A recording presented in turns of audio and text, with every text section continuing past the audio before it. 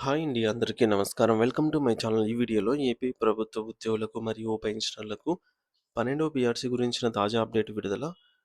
దీనికి సంబంధించిన పూర్తి వివరాలు ఈ వీడియోలో తెలుసుకుందాము. వీడియో అయితే ఎక్కడే కానీ స్కిప్ చేయకుండా ఎండ్ వరకు చూసేయండి. అప్పుడే ఇన్ఫర్మేషన్ పూర్తిగా అర్థమవుతుంది. అలాగే వీడియో చూస్తున్న ప్రతి ఒక్కరూ లైక్ చేయండి ఫ్రెండ్స్. ఈ వీడియోని తోటి ఉద్యోగ, పెన్షన్ మిత్రులతో అయితే షేర్ చేయండి. కొత్తగా మన ఛానల్ చూస్తున్న వారు ఇంకా ఎవరైనా సబ్స్క్రైబ్ చేసుకోకపోతే వెంటనే మన ఛానల్‌ని అయితే సబ్స్క్రైబ్ చేసుకోండి.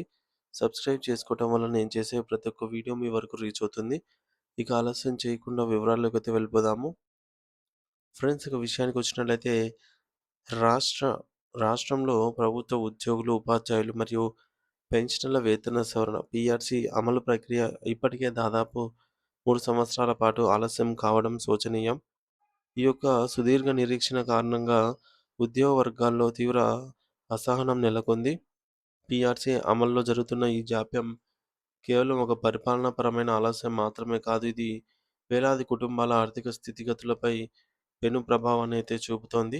ముఖ్యంగా నిత్యావసర వస్తువుల ధరలు ఆకాశాన్ని తాకుతున్న ఈ తరుణంలో పాత జీతాలతోనే సంసారాన్ని ఈదటం మధ్యతరగతి ఉద్యోగులకు ఒక పెద్ద సవాలుగా మారింది. దీన్ని ఒక రకంగా చెప్పాలంటే ప్రభుత్వ నిర్లక్ష్యం వల్ల మధ్యతరగతి జీవన విధానం పైన జరుగుతున్న మౌన దాడి అని అభివర్ణించవచ్చు. అయితే రాజకీయంగా చూస్తే కాలక్రమేణా ప్రభుత్వాలు మారుతూ ఉన్నాయి. అధికార పీఠంపై కూర్చునే పాలకులు మారుతూ ఉన్నారు.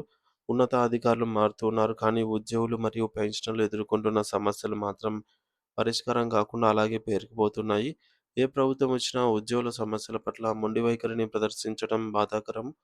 వాస్తవానికి రాష్ట్ర ప్రభుత్వ యంత్రాంగాన్ని సమర్థవంతంగా ముందుకు నడిపించే ప్రధాన శక్తి ఉద్యోగులేనని పాలకులు గుర్తించాలి.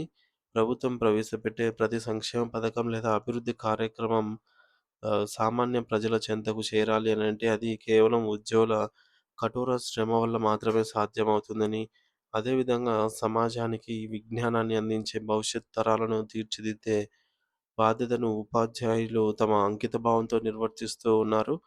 కానీ నేడు ఈ కీలక వర్గాలన్నీ తీవ్రమైన ఆర్థిక ఒత్తిడిలో కూరుకుపోయి ఉండటం ఒక చేదు నిజం. అయితే ఈ విషయం ప్రభుత్వాలకు తెలియనిది కాదు. కానీ తెలిసినా తెలియనట్లు మౌనంగా ఉండటం ఉద్యోగులను మరింత కృంగదీస్తోంది. పెరుగుతున్న ద్రవ్యోల్బణం వల్ల మార్కెట్‌లో ప్రతి వస్తువు ధర రెట్టింపు అయ్యింది. ఇలాంటి పరిస్థితుల్లో పీఆర్సీని సకాలంలో అమలు చేయకపోవడము, కనీసం మధ్యంతర భృతి ఐఆర్ ప్రకటించకపోవడం ఉద్యోగులకు గొడ్డలి పెట్టుగా మారింది. మరి వీటికి తోడు పెండింగ్‌లో ఉన్నటువంటి 5 డీఏలు, మెడికల్ రియంబర్స్‌మెంట్ బకాయిలు, ఈఎల్ ఎన్‌కాష్‌మెంట్‌కు సంబంధించి చెల్లింపులలో జరుగుతున్నటువంటి ఆలస్యం వీటన్నిటిని కలిపి ఉద్యోగ కుటుంబాలను ఆర్థికంగా సంక్షోభంలోకైతే నెట్టేస్తున్నాయి. అసలు పీఆర్సీ అంటేనే ప్రతి 5 సంవత్సరాలకు ఓసారి పెరిగిన జీవన వ్యయం మరియు ధరల ఆధారంగా వేతనాలను సవరించడము. ఇది ఉద్యోగుల హక్కు.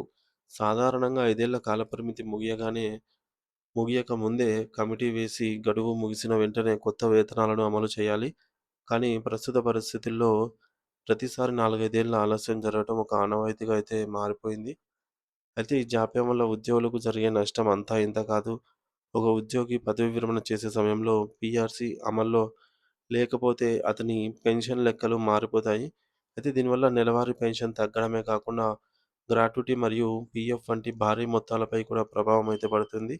అంటే జీవితాంతం కష్టపడి పనిచేసిన ఉద్యోగి రిటైర్ అయిన తర్వాత తక్కువ పెన్షన్‌తో నష్టపోవాల్సి వస్తుంది. మరోవైపు ప్రభుత్వం తన వాదనగా ఎప్పుడూ ఒకే విషయాన్ని చెబుతోంది. అదేంటంటే ఆర్థిక సంక్షోభం అనే మాట. రాష్ట్ర ఆర్థిక పరిస్థితి బాగోలేదని చెబుతూనే మరోపక్క భారీ ప్రాజెక్టులు, ప్రచార కార్యక్రమాలు మరియు రాజకీయ అవసరాల కోసం కోట్లాది రూపాయలు ఖర్చు చేస్తూనే ఉండటం గమనార్హం. కార్పొరేట్ సంస్థలకు భారీ రాయితీలు ఇస్తున్న ప్రభుత్వం తన సొంత ఉద్యోగుల వేతనాల విషయంలో మాత్రం బడ్జెట్ లేదని చెబుతూ ఉండడం విడ్డూరంగా ఉంది. కొంతమంది మంత్రులు మరియు అధికారులు ఒక అడుగు ముందుకు వేసి రాష్ట్ర ఆదాయంలో మెజారిటీ భాగం ఉద్యోగులకే సరిపోతోంది అని ఉద్యోగులు ప్రభుత్వానికి భారం అనే అర్థం వచ్చేలాగా మాట్లాడుతూ ఉన్నారు.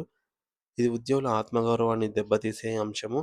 వాస్తవానికి పాఠశాలల్లో విద్యా బోధన చేసే ఉపాధ్యాయులు, ఆసుపత్రుల్లో ప్రాణాలు కాపాడే సిబ్బంది, రెవెన్యూ ఆదాయాన్ని పెంచే ఉద్యోగులే లేకపోతే ప్రభుత్వం ఎలా నడుస్తుంది?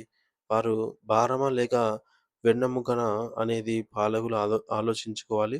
ముఖ్యంగా మహిళా ఉద్యోగుల పరిస్థితి మరింత కష్టంగా అయితే ఉంది. వారు అటు కుటుంబ బాధ్యతలను నిర్వర్తిస్తూనే, ఇటు కార్యాలయ బాధ్యతలను కూడా సమర్థవంతంగా పూర్తి చేస్తూ ఉన్నారు. అయితే ఇన్ని సమస్యల మధ్య ఉన్న ఉద్యోగులకు ప్రభుత్వం వెంటనే స్పందించి పీఆర్సీ అమలు, ఐఆర్ ప్రకటన ద్వారా భరోసా కల్పించాల్సిన బాధ్యత ఉంది. సో, అప్పుడే ఉద్యోగ వర్గాల్లో మనోధైర్యం అయితే పెరుగుతుంది. మరియు వారు మరింత బాధ్యతాయుతంగా అయితే సేవలో పాల్గొనగలుగుతారు.